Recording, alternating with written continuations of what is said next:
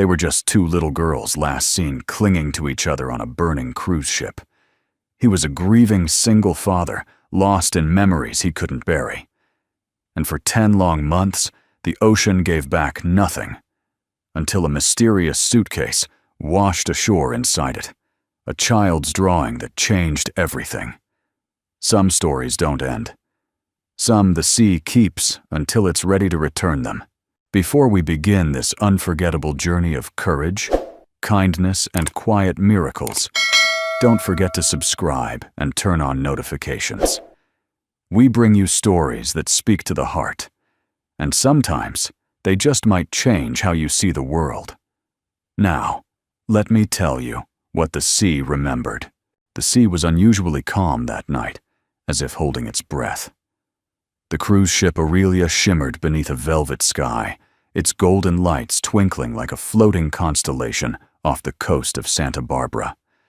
Jazz music spilled from the upper deck, where passengers in linen suits and evening gowns danced under glowing lanterns. Glasses clinked. Laughter rose and mingled with the ocean air. It was the kind of night meant for memories, for champagne toasts, and whispered promises. Below deck, Tom Whitaker knelt beside a leaking pipe in the auxiliary corridor. A wrench in one hand, a rag in the other. He worked in silence. At 58, Tom was a man of quiet resolve, broad-shouldered, weathered, and built more from purpose than polish. His steel-gray beard caught the yellow utility light as he wiped a smudge of grease from his cheek. 10 years had passed since the accident that took his wife and daughter. He hadn't set foot on another ship since. This wasn't a pleasure cruise. It was just a job temporary maintenance crew in and out, no strings. Fix what's broken and move on. But something felt wrong tonight. Off. The smell hit first. Acrid. Burning. A note of danger cutting through the usual cocktail of salt and diesel. Tom stood up slowly, nostrils flaring. A second later, the ship trembled beneath his boots. Just a whisper, at first, then a jarring vibration. He froze. Then came the unmistakable sound, a low, guttural boom deep in the hull. Alarms pierced the air. He dropped the wrench. Overhead, the music stopped. Screams replaced laughter. The corridor lights flickered as smoke began to curl from the vents. The metallic groan of twisting metal echoed from somewhere forward. Tom broke into a run. He bounded up the crew ladder 2 steps at a time, weaving through panicked crew members shouting orders into radios. The fire was spreading fast. He turned a corner and stopped. Crying. Thin, high-pitched sobs barely audible over the blare of alarms. He squinted through the thickening smoke. 2 little girls crouched at the far end of the hallway, huddled near a supply locker. Their matching white dresses were stained with soot, their identical braids wild with static. Twins. They didn't scream. They didn't move. They just stared at him, eyes wide and glistening with terror. Tom moved fast. "It's okay," he called out, dropping to one knee. "I'm here to help you. We're getting out of here." One of the girls whimpered. The other clutched her tighter. The ceiling above them gave a sickening creak. Tom ripped off his flannel shirt, wrapped it hastily around the girls' faces. Then, without hesitation, he lifted both into his arms. They weighed almost nothing, so light too light. The flames behind them spat a burst of sparks. The corridor shuddered. Tom ran. Past a collapsed railing, past scorched signage, up the secondary service stairwell. Smoke clawed at his throat. His knees buckled once, but he kept going. Breath coming in ragged gasps. He burst onto the promenade deck. Chaos. Passengers screaming. Lifeboats jammed. Flares lit the night sky like a warning. Tom scanned for help, but there was none. The nearest lifeboat was overflowing. Crew shouted at him to wait. A security officer tried to block him. He didn't listen. He tightened his grip on the girls, took 3 long strides, and vaulted over the starboard railing. They plunged into the Pacific. The cold was like an electric shock. He gasped instinctively, curling around the girls to keep their heads above water. One of them stirred. The other was limp. Tom kicked furiously, legs burning, eyes fixed on a distant light, a Coast Guard cutter speeding toward them. He wouldn't let go. Not this time. He awoke to antiseptic light and the steady beep of a monitor. A nurse in blue scrubs hovered beside him. "You're lucky," she said softly. "They pulled you from the water just in time." Tom's throat was raw. The girls, he croaked. "Are they okay?" The nurse blinked. "What girls?" "The twins. I carried them out." He tried to sit up. Pain shot down his ribs. She consulted her chart. "Sir, you were pulled from the water alone." Tom's pulse thundered in his ears. "That's not possible. They were real. I held them. I jumped with them." "No children matching that description were recovered," she said gently. "I'm sorry." But he remembered. He remembered the soot on their cheeks, the way one of them looked at him just before the jump. He remembered her whisper, soft, barely there. "Thank you." Now they were gone. No names, no reports, no bodies. Just salt smoke and silence. And a man who knew what he had seen. But no one else would believe. For the first few days after his release from the hospital, Tom Whitaker didn't speak to anyone. Not the paramedics who drove him home. Not the social worker who left 2 voicemails asking about trauma counseling. Not even old Mr. Cleary, who shuffled over with a casserole and a weathered smile that said, "I don't know what to say, but I care enough to try." Tom moved back into the weathered, sea-bitten house near the Santa Barbara coast, once filled with laughter and footsteps, now heavy with silence. Dust lay thick on the windowsills. The furnace clicked and coughed like a tired breath. The living room still held the outline of a crib they'd never dismantled. He lived like a ghost. Each morning, thermos in hand, he walked to the edge of the bluff and stood silently watching the ocean. Not waiting for rescue, not waiting for anything in particular. Just watching. The way a man stares into the face of something that is both saved and stolen from him.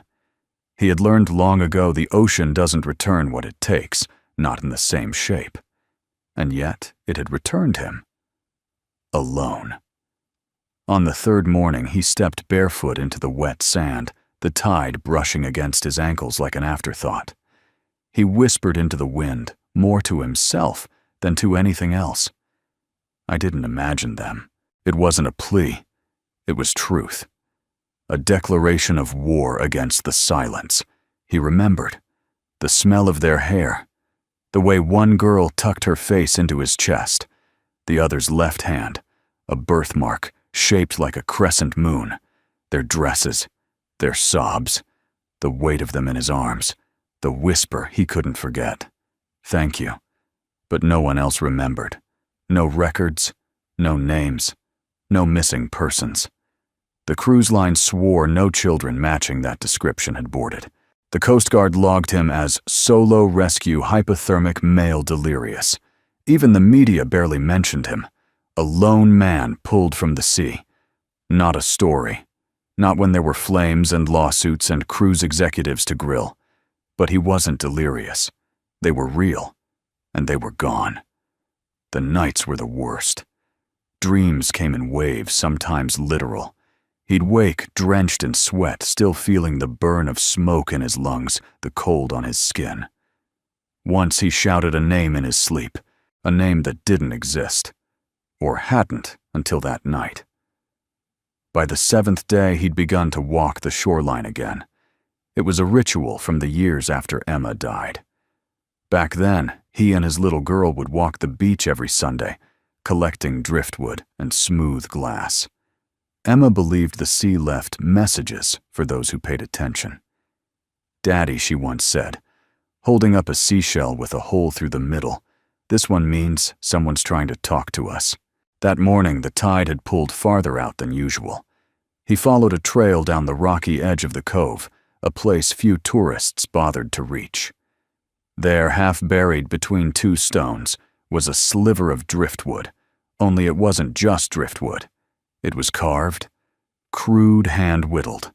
No polish, no color, just a tiny boat no bigger than his hand. He picked it up gently, heart-quickening. On the base, etched faintly by something sharp, were 3 words. "Thank you, Dad." His breath left him. He turned it over in his hands. It was soaked but intact. No signature, no label, but unmistakably deliberately meant for him. He hadn't told anyone that one of the girls had whispered those words. Not the nurse, not the investigators. No one. So how? A message, a sign, a cruel prank, or proof he didn't know. But it was something, and something was more than nothing. That night, for the first time since the fire, he didn't eat standing up. He made a pot of tea, set it gently beside the small wooden boat now placed on the mantel. Then he sat in his father's old chair and stared at it for a long time. "I'm not done," he said aloud. Not yet. Life didn't change overnight, but it began to shift. He fixed the squeaky gate on the front fence, repainted the mailbox, brought old photos of Emma and Anna out from the drawer where he'd hidden them for years, and dusted off their frames. He even answered the next call from the social worker, not for therapy, but to say, "I'm fine. But thank you for asking." And every morning he walked the beach, rain or sun, sometimes for hours. Not to search, but to notice, to pay attention. He began keeping a journal, logging everything. The sea returned a broken watch that still ticked, a single sandal with a blue ribbon, a postcard from 1997.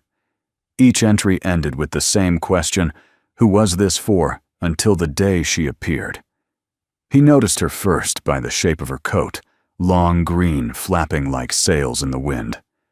She stood alone near the waterline, setting up a tripod. Mid-40s, maybe.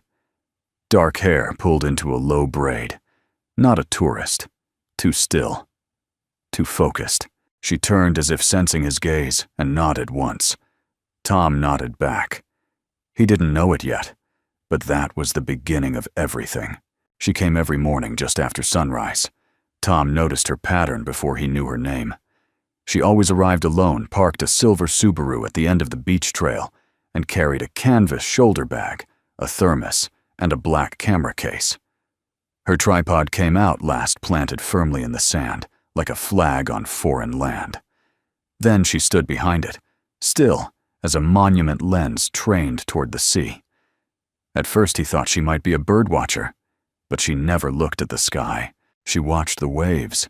She was always dressed the same, a deep green coat that fluttered in the breeze, scuffed boots, dark jeans, and a gray scarf loosely looped around her neck. Her hair, dark chestnut, with threads of silver, was braided low and tucked beneath a wool cap. She never wore headphones, never looked at her phone, and she never stayed longer than 30 minutes. Tom wasn't sure why he noticed, or why he cared, but something about her presence changed the air. Not louder, not brighter, just different, as though the shoreline had shifted slightly to make space for her. On the 6th morning she spoke. "Beautiful light today," she said, without turning from her viewfinder. Tom hesitated, then nodded. "The sky's clearer this week," she smiled faintly. "It's rare. Santa Barbara, in November, likes to keep secrets." There was a pause, easy, unforced, like two people acknowledging the same silence. "You live nearby?" she asked. "Yeah," he said. "Couple blocks inland. You come here often." "Habit." She didn't pry. He appreciated that. The next morning he brought 2 cups of coffee, one in a thermos for himself, one in a paper cup just in case. She raised an eyebrow as he approached. "I figured you might need a hand warmer." She accepted the cup with both hands. "That's thoughtful." "Thank you." They drank in silence, side by side, the only sounds the low hush of waves and the occasional call of gulls overhead. "I'm Marissa," she said eventually. "Tom." "Nice to meet you, Tom." It felt strangely important, that introduction, like a stone dropped in still water. Over the following days, their conversations grew in length, but never in urgency. No confessions, no heavy history, just small pieces. She told him she was a documentary filmmaker, independent, mostly personal work now. People who live quietly with extraordinary stories, she said. Tom asked why the beach. She shrugged. Places remember things, especially the ones that hold loss. He almost asked, "What did you lose here?" but didn't. She didn't ask what he was looking for. Instead, they stood together morning after morning, watching the tide come in and out, as if waiting for the sea to give up a secret. One afternoon, Tom walked into his shed and opened an old trunk. Inside his late wife's sketchbooks, Emma's crayon drawings, a box of seashells, a tarnished pocket watch, and an envelope he hadn't touched in years. Inside that envelope was a single photograph, one he thought had been lost. Emma, at age 7, holding a model sailboat. On the hull, written in her tiny handwriting, "Message for the sea." He stared at it for a long time, then set it gently beside the carved boat on his mantel. A week later, Marissa showed him her project. "I'm not sure it's a film yet," she said, unrolling a long print of still images on her porch table. More like a meditation. "I call it The Ones Who Drifted." Tom looked at the images, people standing alone near water, crumbling docks, empty chairs facing the sea names etched in pier railings. "It's beautiful," he said. "It's unfinished," she replied, like most people. She hesitated, then added, "I started it after I lost someone, a long time ago, but I couldn't finish it." He looked at her more carefully now, not searching her face, but seeing past it. Her voice had that edge, soft, but held back, like someone who still walks around a room avoiding a memory that once lived there. "Who was it?" he asked gently. She looked out the window toward the ocean. "My sister. She was 12. We were on a ferry trip with my mother. There was a fire. I survived. She didn't." Tom didn't breathe for a moment. "Aurelia?" he asked. Marissa's eyes widened just slightly. Then she nodded. "Yes." They didn't speak for a long while. That night, Tom returned home and opened his journal. He added a new entry. November 14th. Morning light thick like cream. She remembers too. I'm not the only one left with names the sea forgot. He underlined the last sentence twice. The next morning, Tom brought the carved wooden boat with him. He placed it gently in her hand. She turned it over, fingers tracing the engraving. "Thank you, Dad," she read aloud. "You found this in the rocks," he said. "After the fire. 7 days after." Her eyes didn't lift, but her hands trembled. That phrase she whispered, "I wrote that. Once in a journal. When I was 15. After the funeral." Tom froze. "I never showed it to anyone," she said. They sat together on the sand boat between them, neither able to explain what had just passed between their lives, but both suddenly aware that something greater was at play. Not coincidence, not fantasy, just something that remembers. The tides had always felt predictable to Tom, like an old friend who came and went without asking for much.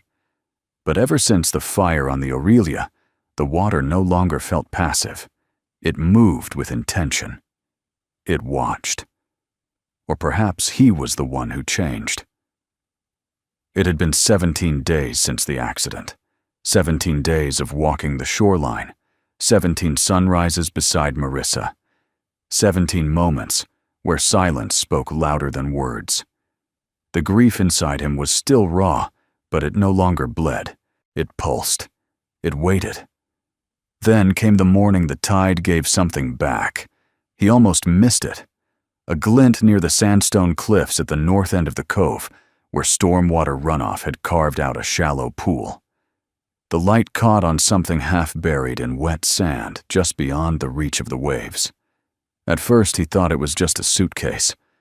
Old, weather-worn, the leather edges cracked and discolored, the buckles rusted green, but something about it, its placement, its stillness, made him pause.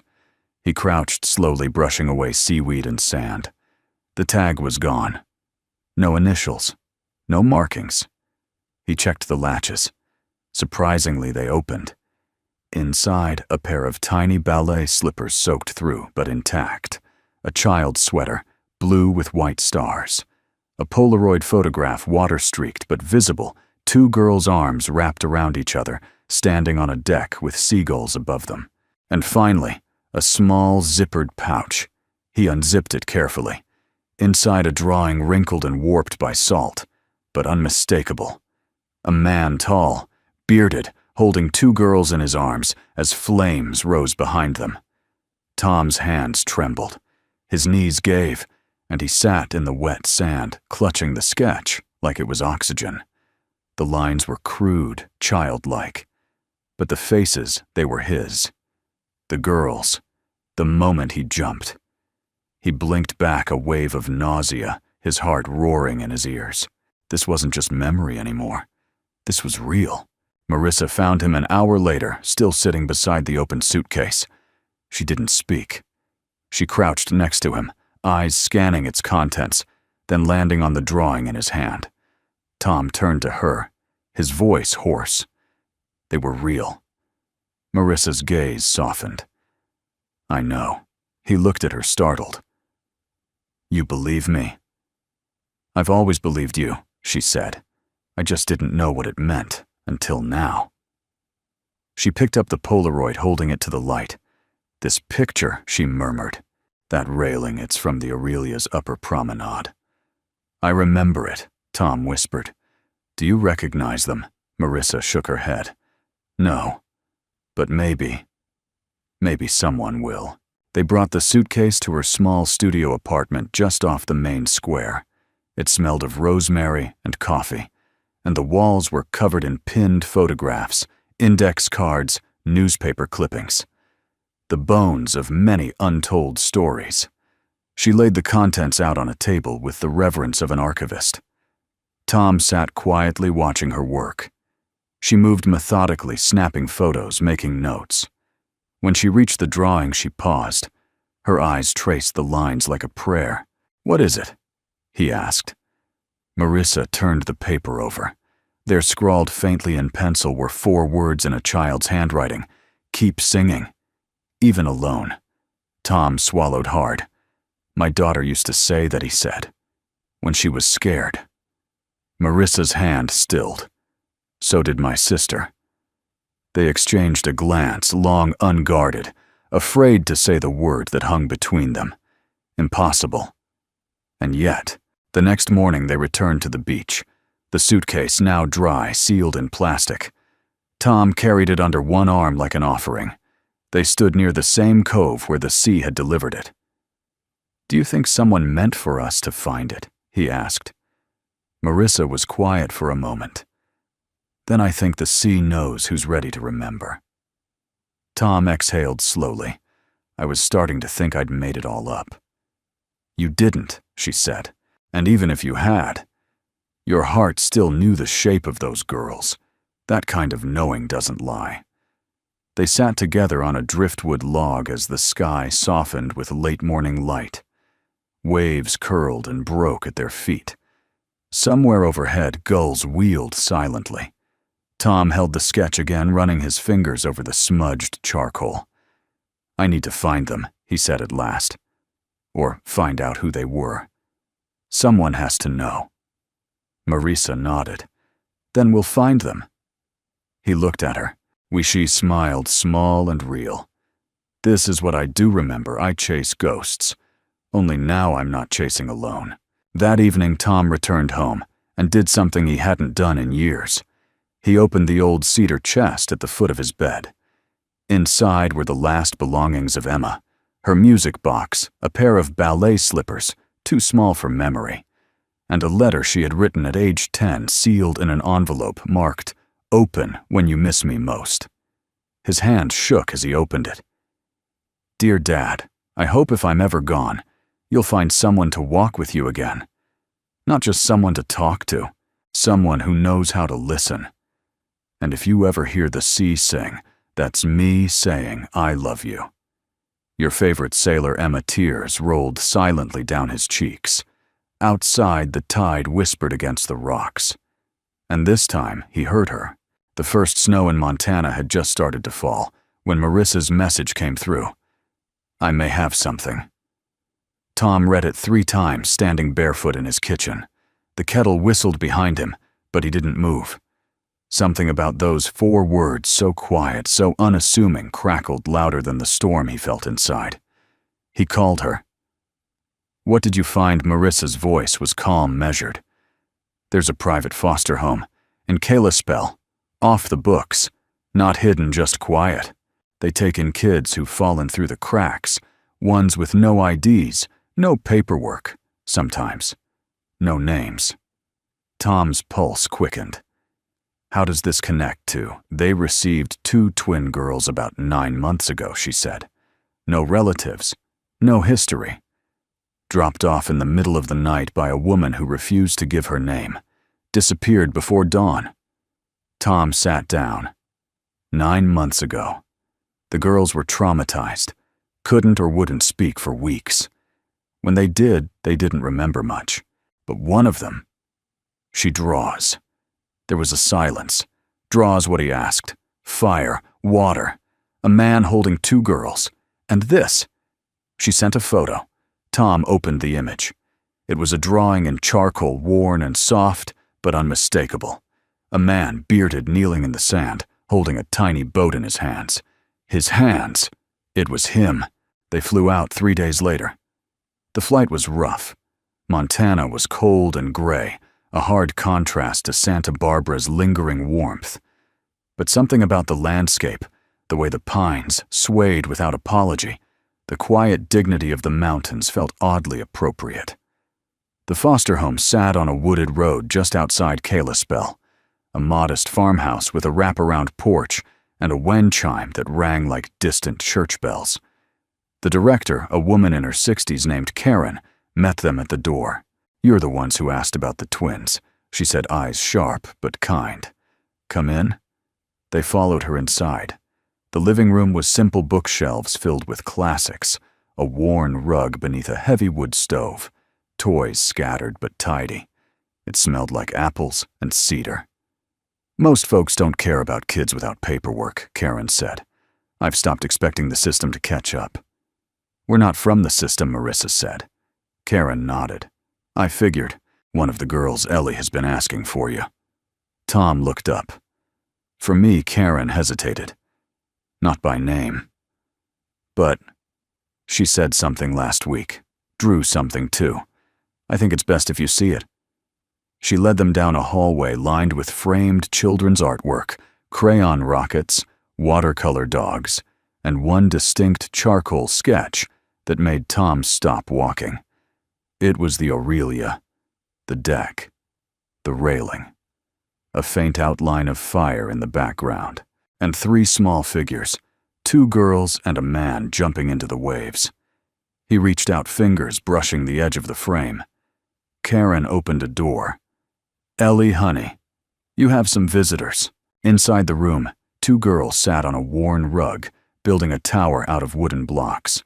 One of them looked up, instantly brown eyes locking onto Tom's face with a sharp, almost physical jolt. She stood. He did too. The other girl, more cautious, rose, slowly clutching a worn blanket. "Hi," Tom said softly.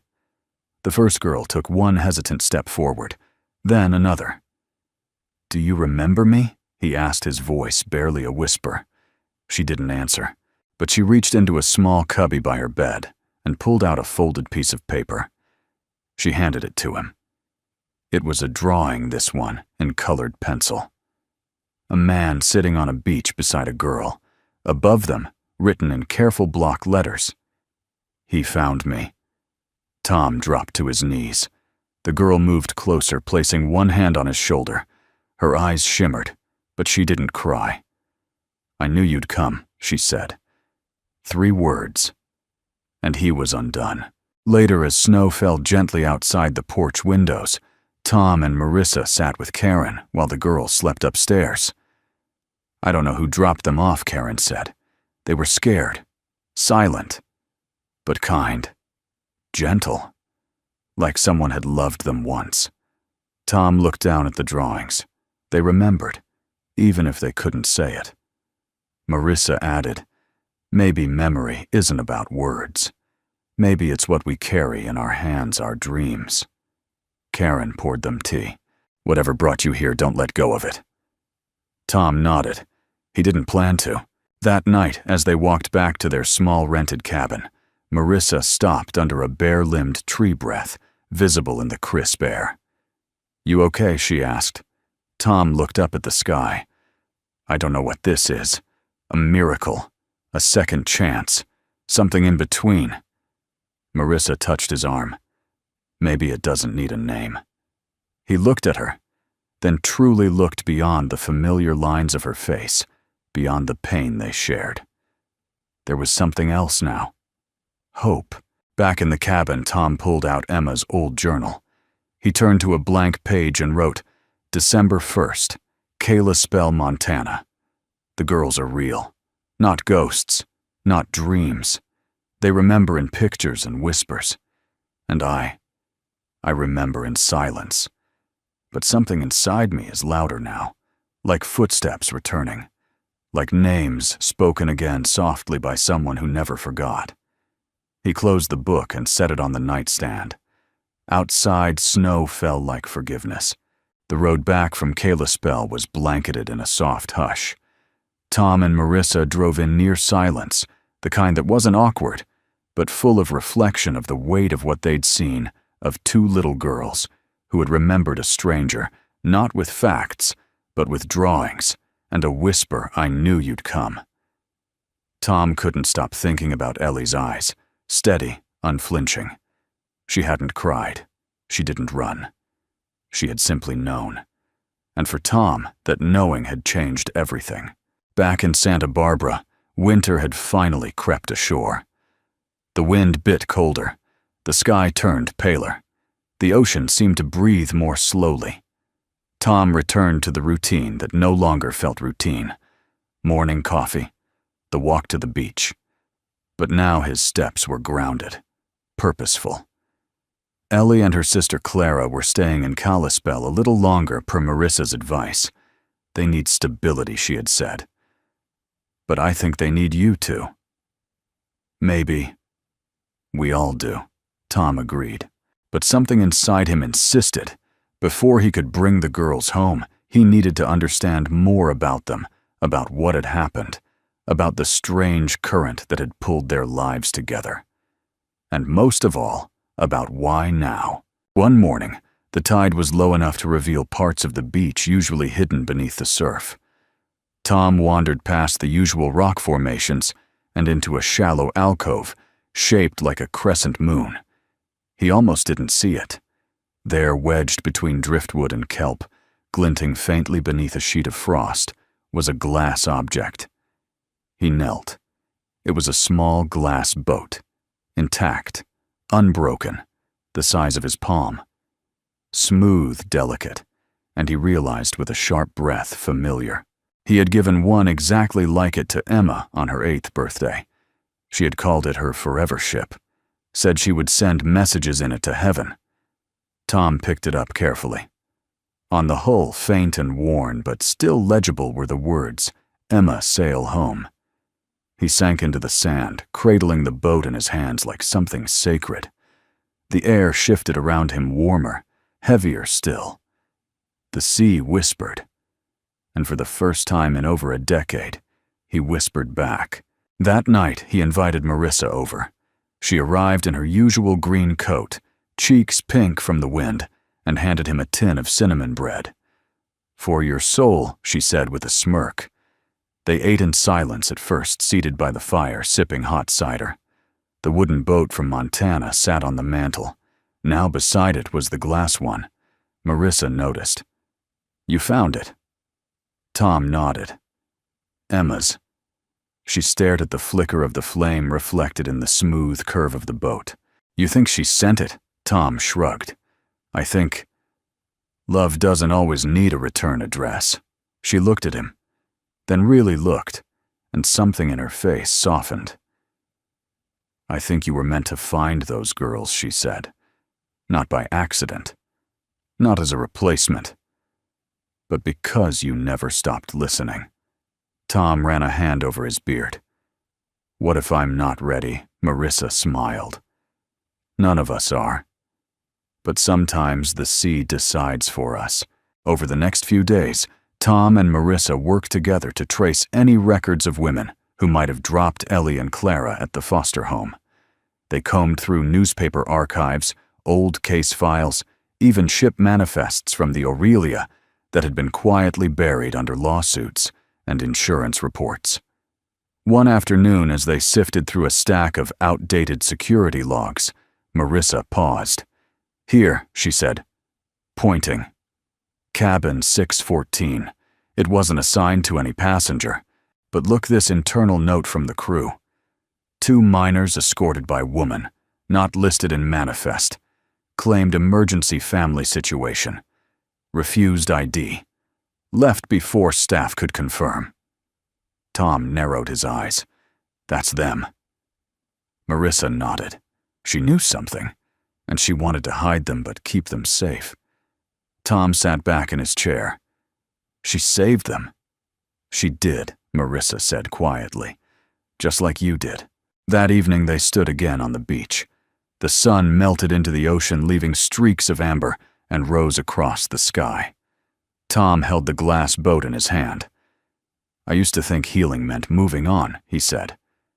"Now I think it just means moving with it. Like a tide. It pulls at you, but it doesn't have to drown you." Marissa touched his arm. "You're still the boat, not the water." He smiled. "You always talk like that, only when I care." He turned to her. Her eyes were shining. He wanted to say something big, but instead he said the truth. "I'm glad you're here." And for the first time she reached for his hand, not out of comfort, not out of grief, but because she wanted to. Later that night, Tom pulled out Emma's journal again. December 9th. "I found her boat today. Not a coincidence. I don't believe in those anymore. It's strange how grief circles back, not to haunt, but to remind. I think Emma was trying to say, 'Dad, don't just survive me. Live.'" Marissa smiled at me tonight, like she knew that too. And somehow, I think the sea smiled with her. He closed the journal heart full. Outside, the tide rose slowly, gentle, sure-like breath. Like love. Marissa had always believed in the power of stories. Not headlines, not breaking news, but the kind told in fragments, in worn photographs, in stammered recollections, in the quiet between sentences. That was where truth lived. And more often than not, it came from those the world had forgotten. Now, as she reviewed the footage from Montana in the low light of her studio, she realized this wasn't just another story. It was the story. On her screen, a pair of small hands worked charcoal across rough paper. Ellie, her brow furrowed in concentration, each line deliberate. She didn't speak much, but her drawings spoke for her fire ocean shadows, and always the man with the kind eyes. Always Tom. Marissa paused the frame. Her own face reflected faintly on the glass of the monitor overlaying Ellie's expression. The resemblance wasn't physical, but emotional, a kind of solemn clarity. Two souls trying to explain what had been taken from them without ever saying a word. She reached for her notebook and scribbled a line beneath the title she'd been circling for weeks, The Ones Who Drifted. But tonight, she scratched that out. Beneath it she wrote, Names the sea forgot. The next morning she met Tom on the beach where gulls wheeled in the cold sky and the surf curled in silver layers. "You've been busy," he said, gesturing to the camera slung over her shoulder. She nodded. "The footage from Kalispell. It's raw, but it's real. I think people need to see it." Tom watched the horizon. "You think it'll help them remember? I think it'll help them not forget." They walked in silence for a moment before she added, "I've started interviewing people. Crew members from the Aurelia. Survivors. One of them remembers seeing a woman with twins. Said she looked terrified."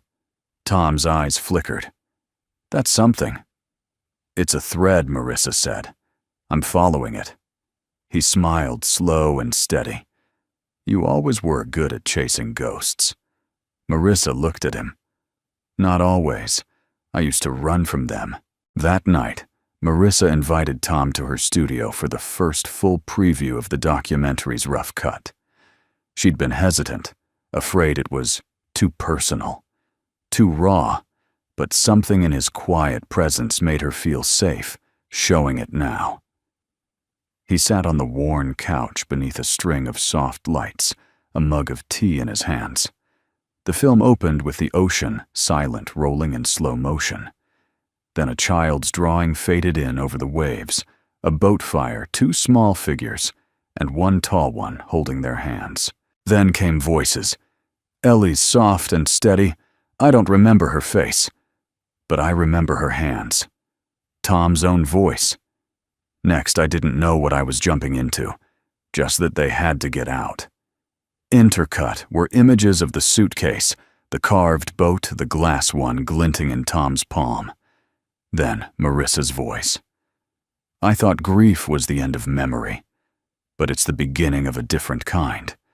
One that sings under the surface. One the sea never forgets. When the screen faded to black, Tom didn't speak. His eyes shimmered. He reached over and took Marissa's hand. You found it, he whispered. What? The thread. Between us. Between them. Between what was lost and what's still here. Marissa's voice was quiet. I think maybe we were never really lost. The documentary premiered at a local community theater 1 week later. It wasn't a red carpet affair. No flashbulbs, no critics. Just folding chairs, local press, and a crowd of people who carried their own quiet losses. Tom wore a clean flannel shirt and the boots he hadn't worn since Emma's funeral. He sat between Marissa and Ellie, who squeezed his hand when the lights dimmed. The audience barely breathed for 30 minutes. When the screen faded to black, no one clapped at first. Then someone sniffled. Then someone else stood. And then an ovation. Not thunderous, but full. The kind of applause that says, "Thank you for telling the story I never had words for." After the show, an older woman approached Tom. Her voice shook. I think I knew the woman who left the girls, she said. She was my neighbor's niece. She disappeared after the fire. Left everything. Just vanished. Did she say anything? Tom asked. She once said, if I can't save myself, maybe I can save them. Then she was gone. Tom looked at Marissa. She met his gaze and nodded. Some losses weren't meant to be found, but they could still carry meaning. That night, back at home, Tom and Marissa sat by the fire, the girls asleep upstairs. Tom placed the glass boat back on the mantel. Next to it was the Polaroid now framed. And next to that, the carved wooden boat from the beach. They're all here, he said. Marissa sipped her tea. I think they always were. He turned to her, heart full. Thank you. She smiled, not just with her mouth, but with her entire face. For what? For believing. For staying. For showing me how to remember. She leaned in, forehead to his. No, she whispered. Thank you. For teaching me it's okay to let the sea carry some of the weight. And there, in the soft firelight, two hearts bruised, but brave, began again. Tom didn't expect the girls to talk much, not after what they'd been through. And for the first few weeks since their visit to Santa Barbara, that assumption mostly held. They were quiet, watchful twin satellites orbiting each other with precise, wordless understanding. Ellie was the more expressive one, always scribbling with crayons or charcoal, her drawings now filling a small notebook Tom had bought for her. Clara preferred to stay close to Marissa, often curling up in the corner of her reading nook, thumb pressed to her lower lip eyes, following the rhythm of the room like a cat waiting for the world to make sense. They didn't ask many questions, and neither did Tom. He had learned painfully that sometimes asking meant demanding memories people weren't ready to remember. So instead, he offered what he could structure quiet warmth, breakfasts on the porch, walks to the tide pools, warm socks fresh from the dryer, a nightlight in the hallway. They responded in small ways, a note left on his pillow. Thanks for the pancakes. A drawing of their home, the three of them standing in front. The word, ours, written in big purple letters. A spontaneous hug from Clara one rainy morning, unprompted, tight and trembling. But still no full sentences. Until that night, it was late. Rain pattered softly against the roof. The fireplace crackled low. Tom sat in the living room flipping through Emma's journal again. Something he did more. Now not out of grief, but out of ritual. The girls had already been tucked in. Then he heard it. A creak on the stairs. Ellie. She padded in slowly barefoot in flannel pajamas, holding her notebook against her chest like armor. Can't sleep? Tom asked gently. She nodded. He patted the couch beside him. She climbed up wordlessly, curling beside him, like a leaf finding its place on the water. They sat that way for a while. Then Ellie opened her notebook, flipped to a page near the middle, and handed it to him. On it, another drawing. It showed a girl standing in front of a tall, shadowy figure. Around them, scribbled in a halo of gray, were whispered words. She told us not to be afraid. She said the man with the quiet heart would find us. Tom blinked. She, he asked. Ellie whispered. The lady who brought us to Montana. It was the first full sentence she'd spoken in front of him. His chest tightened. She said, what else, he managed. She said Ellie continued, voice thin and careful, that some people are made of lighthouses, even when they think they're shipwrecks. Tom felt something hot behind his eyes. And she said, if we ever saw the glass boat again, we'd know we were home. He couldn't speak, could only pull Ellie close, rest his chin on the top of her head. For the first time since the fire, he didn't feel like a man haunted by two missing girls. He felt like a father. The next morning, Clara joined them at the breakfast table with a timid smile.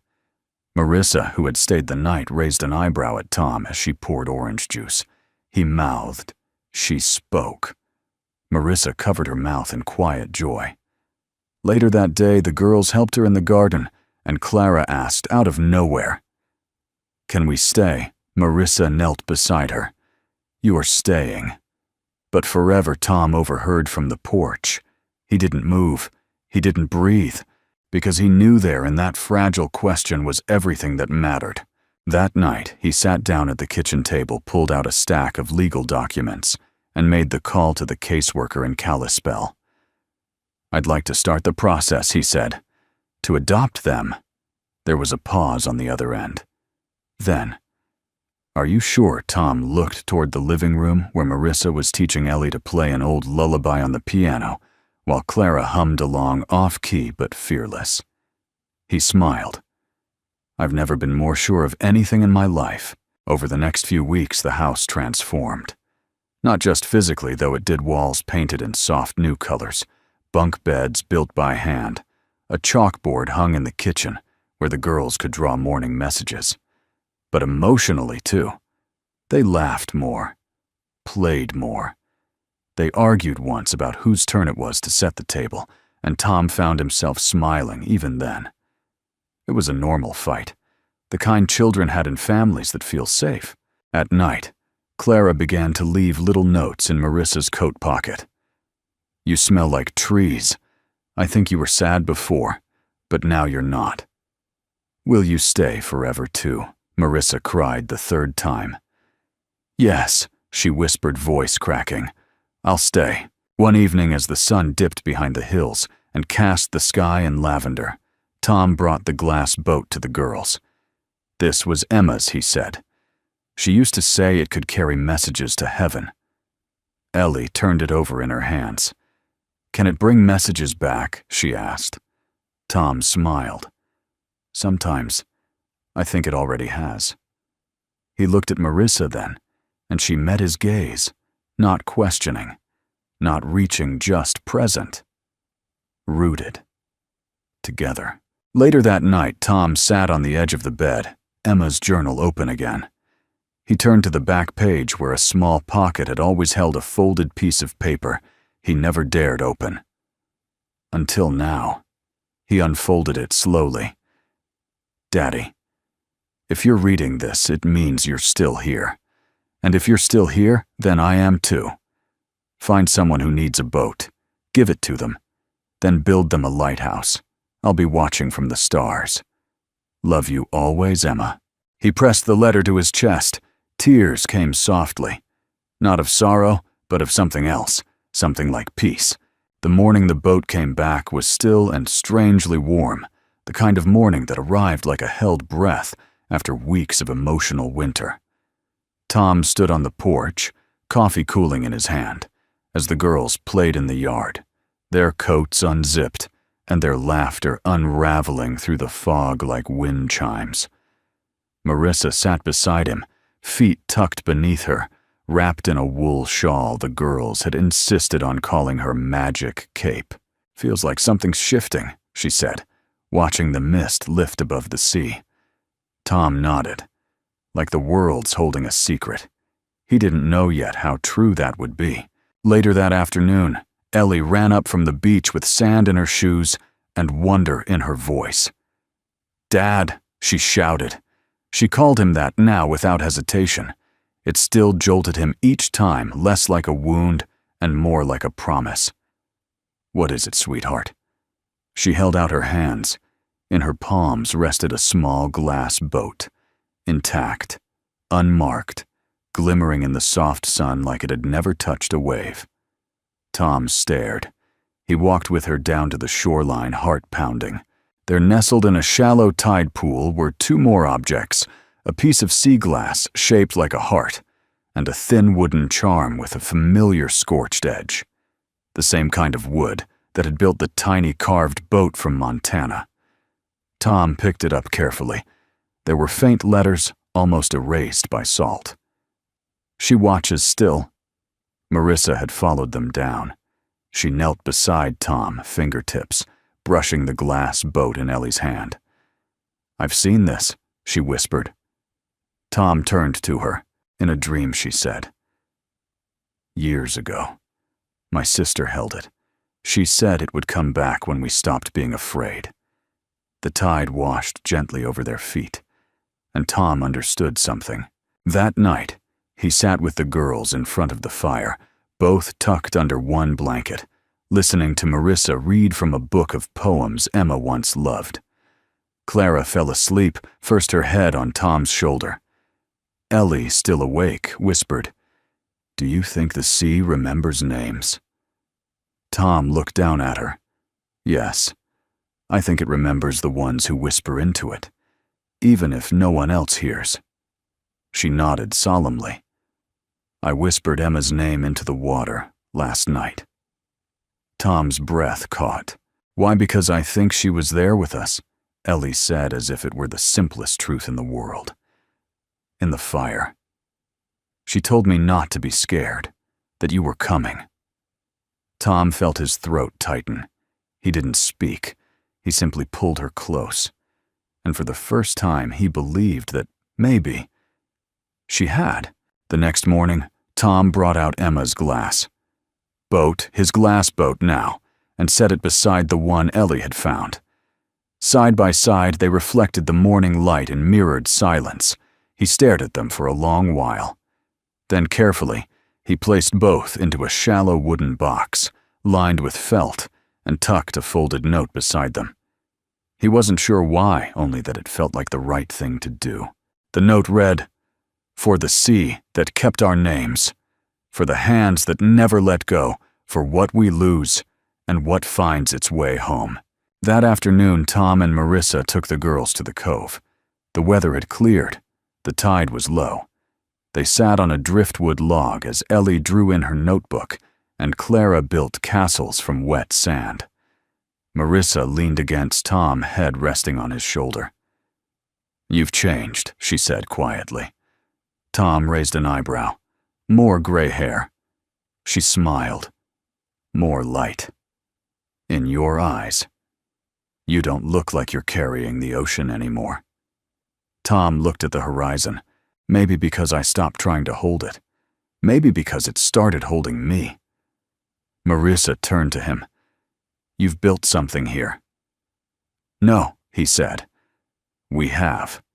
She kissed his cheek, soft and certain. It wasn't a beginning. It was a continuation. Later that evening, Tom lit a small lantern and walked alone to the edge of the water. He brought the wooden box with the 2 boats and the note. He knelt in the sand and set the box gently into the surf. The tide tugged, then released. The box bobbed, then floated out, carried away by a rhythm far older than grief, far steadier than time. He didn't expect it to return. He just needed it to go, not to be rid of it, but to offer it. A gift. A thank you. A prayer. Back inside, Marissa was waiting with a blanket and cocoa. The girls had fallen asleep in a fort made of pillows and bedsheets. Tom sat down beside her, exhaled deeply.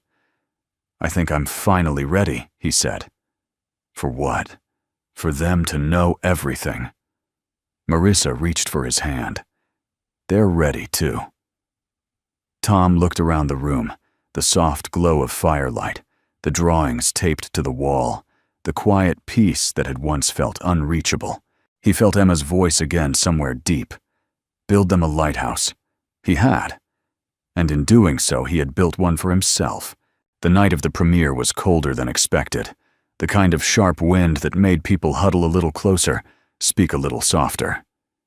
Tom stood outside the small community theater, hands buried in the pockets of his best flannel coat, watching as neighbors, friends, and strangers began to gather. The marquee read, "Names the Sea Forgot a Film" by Marissa Lowe. It was just a documentary, but to Tom, it felt like a resurrection. Inside the theater buzzed with murmurs and anticipation. Rows of folding chairs were arranged with handmade programs tucked into each seat. On the small stage, a single microphone stood waiting. The air smelled of popcorn pine, and something unnameable expectation, maybe. Or hope. Marissa paced near the projector booth, smoothing the edge of her blouse with fingers that trembled more than she admitted. Tom found her there and gently reached for her hand. "Nervous?" he asked. She gave a breathless laugh. "Only about everything." "You told the truth," he said. "That's enough." She looked at him, then her expression raw, luminous. "Sometimes I wonder if we were meant to find each other, or if we were meant to find them together." Tom squeezed her hand. "I don't think there's a difference." The lights dimmed, the audience quieted, and the screen came alive. The film opened, not with music, but with silence. Then slowly the sound of waves, gentle at first, then building. A montage of the Santa Barbara coast, unfolded broken shells, footprints in wet sand, driftwood spelling nothing and everything. Tom's voice came in softly like a memory. I used to think the sea only took things. Now I know it sometimes brings them back. Images of the glass boat, the carved one, the suitcase, the drawings. Marissa's narration clean and steady, threading the story of loss and reunion, not just for the twins, but for herself. For Tom. For every soul the ocean had once tried to erase. Then came Ellie's voice for the first time in public. I didn't know his name, but I knew his heart. It was quiet, and it didn't let go. Marissa had timed the moment well. There wasn't a dry eye in the room. Toward the end of the film, the screen showed the girls playing in the surf, Tom watching from a short distance. The camera caught a moment when Clara looked up, waved, and shouted, "Daddy, look!" And he turned, smiled, and waved back. A simple gesture. But in the theater, people gasped because it was real, not acted, not scripted. Just a father finally able to return the wave of someone who called him home. When the credits rolled, no one moved. No one clapped. At first there was only stillness, and then a hush of breathing, a whisper of sleeves wiped across cheeks. Then from the back of the room someone stood. A young woman. Blonde, late 20s. She stepped forward, eyes wide, voice shaking. I recognize them," she said. "The girls." Tom turned in his seat. The woman continued. "They were on the ship. I remember them. I was working in the children's playroom. The older one, Ellie, she asked me if heroes have quiet voices. She choked back tears. I told her yes, that real ones usually do." She took a breath. "I felt so guilty. I didn't know what happened to them after the fire. No one told us. I thought maybe I imagined them." Tom stood slowly. "You didn't." She nodded, tears falling freely. "Thank you for not letting them disappear." Tom crossed the space between them and embraced her, not as a hero, but as someone who understood what it meant to be haunted by the absence of answers. Later that night, as the crowd lingered, people came up one by one. A retired Coast Guard captain who had helped pull bodies from the wreckage and had always wondered about the man they pulled alone, clutching at nothing. A grieving father who had lost his son to the ocean and said, "You gave me something I thought was gone forever, Faith." And an elderly woman who pressed a folded note into Marissa's hand and whispered, "Your sister would be proud." Back at home, the house was quiet. The girls had long since gone to sleep, curled up like kittens in their bunk beds, the glass boats displayed beside them like sentinels of peace. Tom sat with Marissa on the porch. She leaned into him. "You changed something tonight," she said. Tom shook his head. "We did." "No," she whispered. "You did. You let the world see what a quiet heart can do." Tom looked at the sea, at the stars, at the shimmer of moonlight over the tide. "She asked me once," he said, "if I thought the ocean had memory. And what did you say?" I said no. But I was wrong. Marissa took his hand. He turned to her. She kissed him. Soft. Slow. Like a wave that chooses not to crash, but to arrive. That night, as he tucked the girls into bed, Ellie opened one eye and said sleepily, "Dad." "Yes, honey, thank you for coming back for us." Tom brushed a strand of hair from her forehead. "I never left," he said. And as he turned off the light, he saw it, the drawing she had pinned above her bed. 4 figures on a beach. 1 big, 3 small. A lighthouse in the distance. And above it, the words, "Home at last." Spring returned slowly that year, as if not wanting to wake the house too suddenly. The mornings warmed in soft degrees. The tide came in a little farther each day. Wildflowers bloomed along the bluff like quiet blessings. Inside the house, life settled not into stillness, but into rhythm, one that beat in harmony with 4 hearts learning how to live together. Tom never imagined he'd be the kind of man who made school lunches with care, who memorized bedtime songs, who learned to braid hair badly, but with love. Yet here he was, stepping barefoot into a life that once felt like it had left without him. He had thought his story ended with loss, but loss he now knew was just a tide, retreating only to make space for what would come next. One Sunday morning, the girls surprised him. They woke early, dressed themselves, and stood in front of his bed, holding a folded piece of construction paper. "Don't open it until breakfast," Ellie instructed with mock severity. Tom blinked awake, rubbing the sleep from his eyes. "What's the occasion?" "You'll see," Clara whispered, giggling. Downstairs, Marissa was already in the kitchen, a tray of muffins in the oven, coffee percolating. She looked up as Tom entered and mouthed one word. "Father's Day." He paused. It hit him in the chest, not with weight, but with light. He hadn't celebrated the day in over a decade. After Emma died, the word father had felt like a name someone else used. Now it returned to him not with sorrow, but with shape, with meaning, with presence. He opened the card. Inside was a drawing of a lighthouse surrounded by waves and hearts. At the top, in Ellie's careful handwriting, "To the man who waited on shore and became the shore." Clara had added a line below in purple marker. "Thank you for being our safe place." Tom didn't cry.